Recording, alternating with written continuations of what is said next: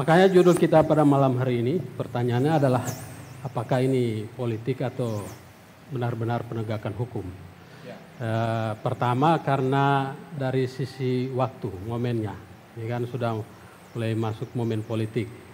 Kedua, menjadi pertanyaan di publik itu kan, ini kasus atau penetapan tersangka Pak Hamim Pou itu nanti setelah beliau sudah bukan lagi ketua DPW Nasdem dan juga sudah bukan Bupati Gorontalo. Betapa kuatnya posisi waktu dia ketua DPW sehingga pada saat itu belum tersentuh. Begini Pak Hadi, kalau misalnya dia menghadapi kontestasi Pilkada 2024,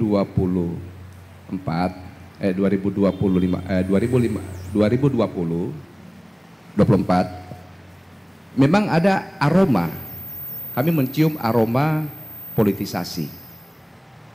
Karena apa? Kejaksaan dipaksa untuk membuka sebuah kasus pidana korupsi yang telah di SP3-kan tanpa ada novum. Penggunaan instrumen-instrumen media, pembentukan wacana-wacana politik yang tidak berkaitan dengan norma hukum, acara hukum, itu lebih kuat, lebih kental. Sehingga ketika di tahun yang lalu di 20 Juli 2023 kami mengatakan ini aroma politiknya sangat kental karena kami melihatnya dari indikator-indikator itu. Bahwa ada upaya penjaringan opini, penggunaan wacana sosial media, penggunaan media, berita maupun online maupun cetak yang berusaha untuk menggiring, mengajak publik untuk berdiskusi tentang aspek politik tentang ini, tentang kasus ini. Nah, berbeda halnya dengan di tahun ini. Pertama, kami melihat tidak tendensius ke politik. Karena pertama, Partai Nasdem secara institusi partai telah memutuskan siapa calon gubernur yang akan bertarung di kontestasi pada 2024. Nama-nama itu menihilkan nama Hamim Pou. Sehingga kami melihat ya ini tidak ada hubungannya dengan politisasi.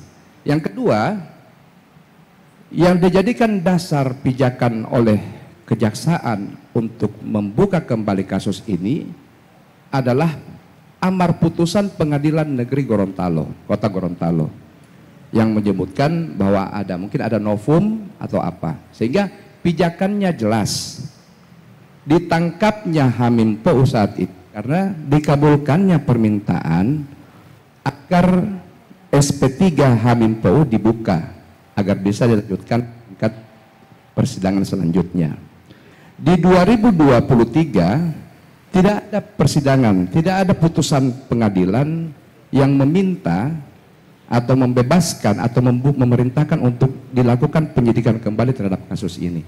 Jadi saya kira akan berbeda sikap Partai Nasdem melihat situasi ini. Kami objektif untuk melihat perkara ini adalah perkara yang sifatnya positif, hukum positif.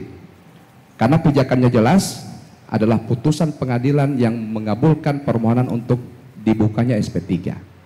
Berbeda situasinya dengan 2023 yang tidak ada putusan pengadilan tetapi dorongan untuk menggoreng isu ini begitu kuat dan kental. Saya kira itu Pak Hadi, makasih. Baik. Ada tanggapan soal dua video yang berbeda tadi?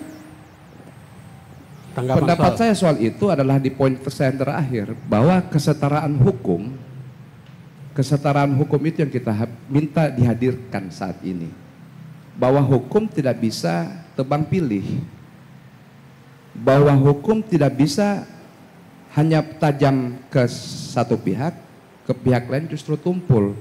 Oleh karena itu kami mendorong agar kejaksaan itu benar-benar menjadikan lembaga hukum ini sebagai lembaga yang benar-benar menghadirkan rasa keadilan. Nah, kalau misalnya gini, hari ini kami melihat, kenapa kasus GOR misalnya, itu tidak pernah disidik. Padahal sudah ada satu orang loh, pegawai Pemprov Gorontalo yang dinyatakan sebagai terpidana. Yang kedua kasus GOR. Kasus di kota mungkin paling banyak. Nanti Pak Adan mungkin akan bicara juga soal bagaimana kasus yang terbaru, dana pen dan sebagainya. Ini kan kasus-kasus yang menurut saya juga tidak kalah penting, bahkan lebih penting dibandingkan kasus bansos.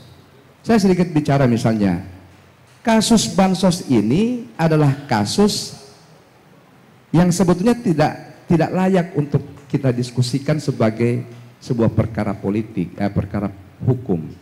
Pertama, bansos, mana ada yang mau korupsi bansos? Kan begitu. Mana ada orang yang mau mengkorupsi bansos? Agama kita saja menyuruh zakat, membantu orang miskin, membantu fakir. Nah, ketika pemerintah hadir untuk memenuhi hak-hak orang fakir ini lewat bantuan sosial, kok jadi perkara hukum? Ini kan lucu. Sementara di kota Gorontalo misalnya, ada kasus dana pen yang secara kebijakan politiknya, kebijakan pembangunannya itu justru menimbulkan tanya. Kenapa saya katakan menimbulkan tanya? Pertama, dana pen itu kan tujuannya untuk membangkitkan ekonomi masyarakat yang terpuruk akibat 2 tahun penanganan pandemi COVID. Kan gitu. Nah, harusnya dana pen itu ditujukan untuk memulihkan para pelaku UKM yang banyak tutup, digusur, dipaksa tutup pada saat penanggulangan COVID. Tapi kemudian ketika pemerintah memberikan ruang untuk memulihkan ekonominya, justru yang dipilih adalah pembangunan jalan, riol yang sebetulnya tidak punya relevan yang kuat dengan bagaimana upaya mengembalikan, memulihkan perekonomian masyarakat. Yang ironisnya lagi, dana itu, proyek itu justru ada yang mandek, ada yang tidak selesai, dan yang lebih ironisnya lagi, lebih ironis adalah bungkamnya aparat penegak hukum untuk menghadirkan apakah benar ini terjadi korupsi.